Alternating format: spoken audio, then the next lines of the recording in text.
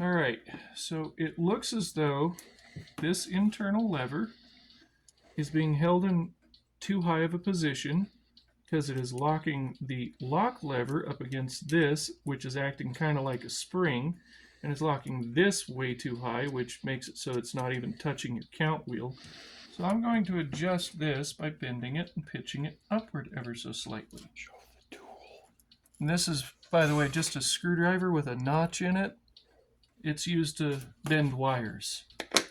Now, we're going to let this spin, and I'm going to observe and slowly try and position this so that the rake, which is landing between the teeth, that's a good important detail to take note of.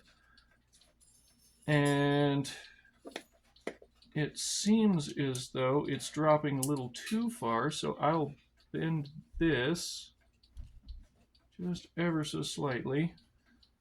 All right, so that's dropping between the cam wheel teeth. That's still hitting our warning pin.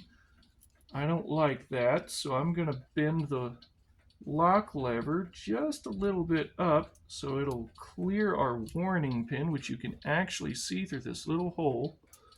That's really convenient. Most clocks don't have that. Nice little feature. All right, I just want that up high enough to just barely clear that. Come on. A little bit too far. A little bit too far. All right. Now, back around to the front. We're going to wait until this gets to one of the deeper wells in our count wheel. And I'm going to slowly inch it forward until it drops. Again, what we're looking for is this lever on the inside to fall in between these two notches, the two little pieces of the cam wheel there. We want it to fall right in between. And we want this, the rake, to fall into this small little hole right there. It's not going much further down though.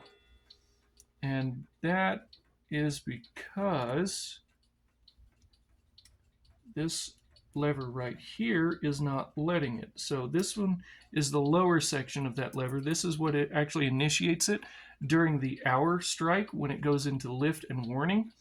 This brass lever lifts this steel lever, and that steel lever is not set at the correct depth either because it won't let the rest of the levers fall into their correct depth.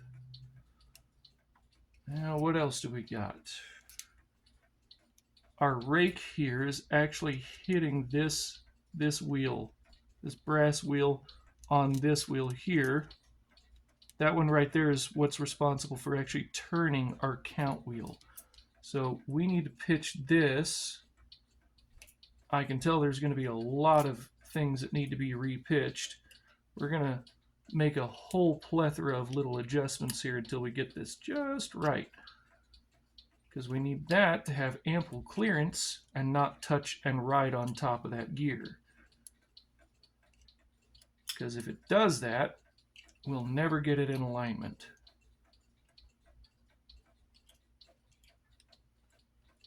Now, it's going to lift and then it's going to drop back down like so. It's sort of falling in between the teeth, but not perfect. I can make some fine-tuning adjustments to that later. But what's most important is that our warning pin is not hitting our lock lever up here.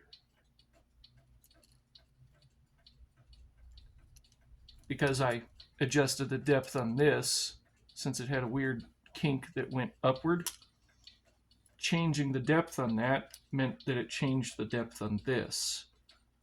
So now we'll pitch this so that it's far enough down to hit and lock on our warning pin. All right, moment of truth. Gonna lift that and watch and see how it behaves.